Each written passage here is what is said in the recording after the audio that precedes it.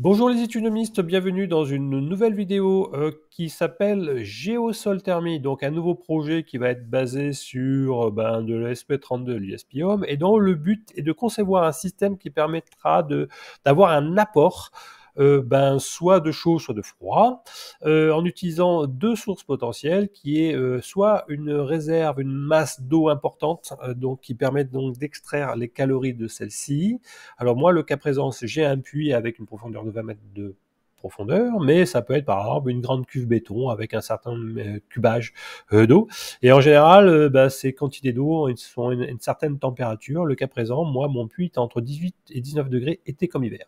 Et une deuxième source d'apport en calories, c'est d'exploiter le rayonnement thermique associé à la production photovoltaïque de vos panneaux solaires en électricité. Et donc, derrière ces panneaux, vous avez une émanation de chaleur qui va essayer d'être captée. Alors, vous avez le schéma à peu près du système. Donc, vous avez un circuit en boucle fermée. Donc, ça fait une boucle qui va du fond du puits jusqu'en haut de mes combles. Et donc, au fond du puits, j'ai un échangeur. Alors, tout est basé sur du PER, mais ça peut être un petit peu optimisé avec, par exemple, un métal. Et là, dans le circuit d'eau, vous voyez que vous avez un serpentage ici le long de ces panneaux. Alors, les panneaux côté sud qui en pergola, qui va essayer d'accroître l'apport en calories, surtout pour en hiver. Alors, toutes ces circuits d'eau va être contrôlées au travers de 4 électrovannes. Donc, il y en a une qui permet de remplir le circuit, une qui permet de faire la vidange, et deux autres qui vont être situées par là, qui vont permettre de choisir un peu le circuit de l'eau, soit en direct, c'est-à-dire au plus court entre l'échangeur OR et les panneaux solaires, pour minimiser la perte en chaleur, ou alors en transitant le circuit long, en utilisant le chemin au fond du puits. Voilà. Donc, ça sera possible avec de désigner avec deux électrovannes 3 voies et des clapets anti-retour jusqu'à 3 chemins possibles de la circuiterie d'eau. Alors, pour vous illustrer un peu les choses, voici ce qui se passe au haut de mes combles. De toute façon, vous allez voir une partie de vidéo. Vous allez retrouver la partie souffleur-ventilateur qui est gradée par la carte, donc qui va être contrôlée en niveau puissance par la carte. Et puis, l'échangeur OR, c'est un genre de radiateur automobile. Sous la couverture de protection, vous avez une batterie électrique, une grosse résistance qui va être gradée par la deuxième sortie du routeur solaire. Donc, si à la fois les calories du puits et du serpentage sous les panneaux solaires ne suffisent pas, je peux compléter encore l'apport en chaleur par cette batterie et notamment encore par une production directe via le routeur solaire à la deuxième sortie. Et puis là, vous avez le Plenium qui permet de distribuer les choses dans les différents endroits et pièces de ma maison. Alors, les caractéristiques pour servir à la régulation, vous avez jusqu'à 7 sondes de température. Donc, alors c'est des petits connecteurs JST-XH, vous avez jusqu'à brocher, c'est très simple.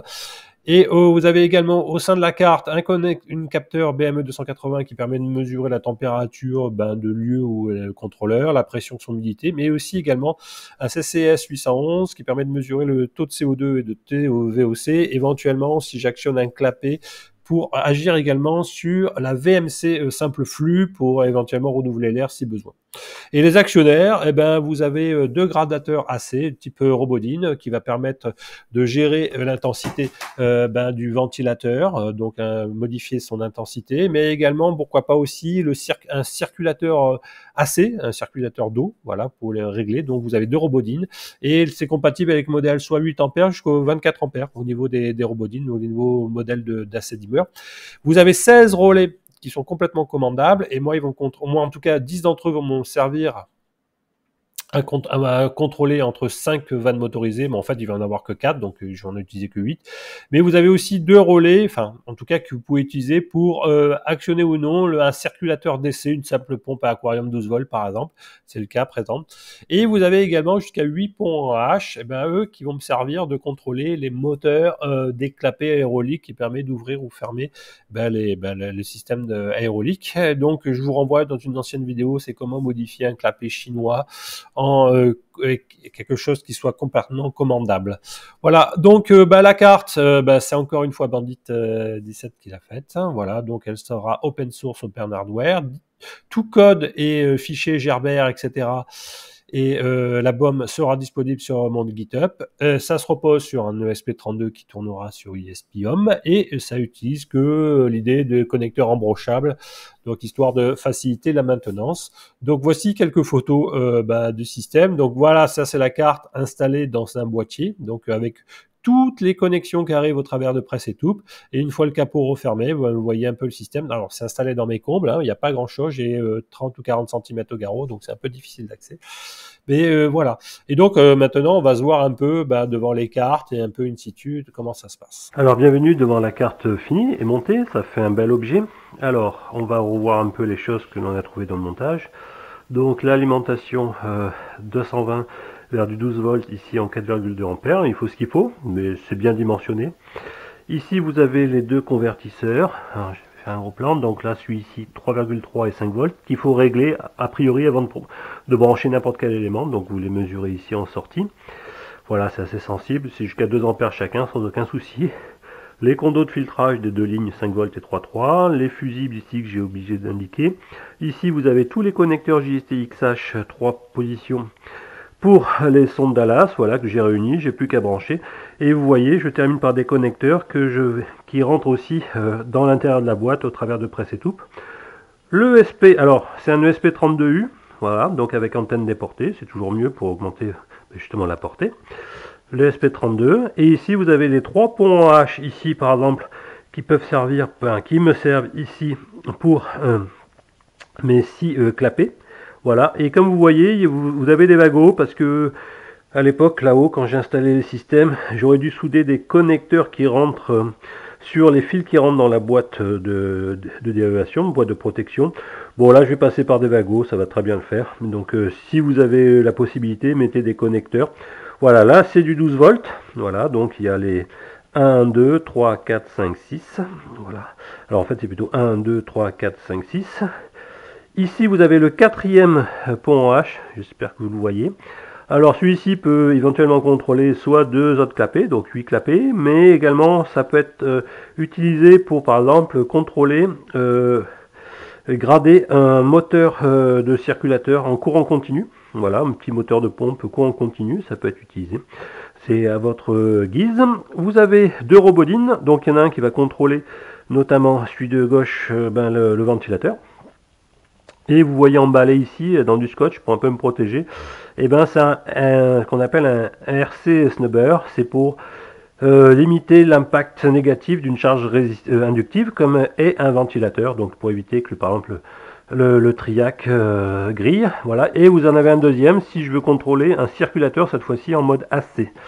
Voilà, donc j'ai la possibilité, soit j'utilise un circulateur AC et je le grade au travers de ce robodine, soit un circulateur DC et je le grade avec ce pont H.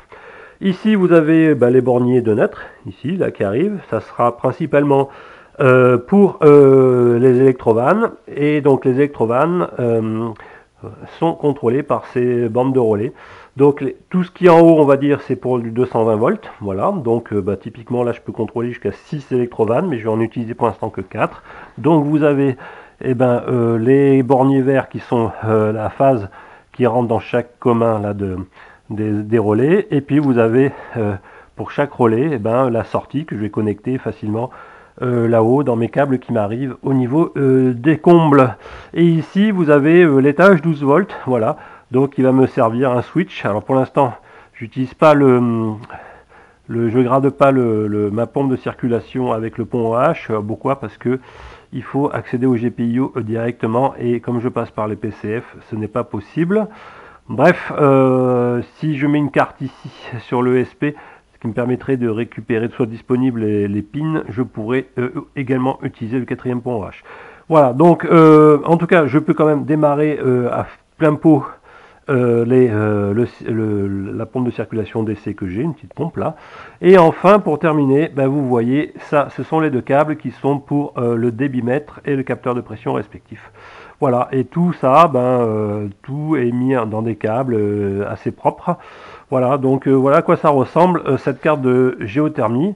Encore une fois, merci Bandy. Qu'est-ce que j'ai oublié de dire? Il y a un petit fusible quand même d'entrée ici, c'est un 4 ampères, histoire de protéger un peu le tout. Alors on se retrouve au niveau des combles où vous voyez que la carte électronique a été mise dans cette énorme boîte de dérivation, alors qui me sert juste d'habitacle, et je peux un peu la manœuvrer. Vous inquiétez pas, la carte est attachée solidement dedans, et tous les câbles passent à travers des presses étoupes, voilà, et serrés afin de les contraindre mécaniquement. Donc vous voyez des nappes de fil, notamment ici, vous avez les câbles des sondes Dallas. Donc vous avez deux sondes de température en attente. Ici, ce blanc, c'est ce qui permet d'alimenter le circulateur DC, c'est une petite pompe d'aquarium.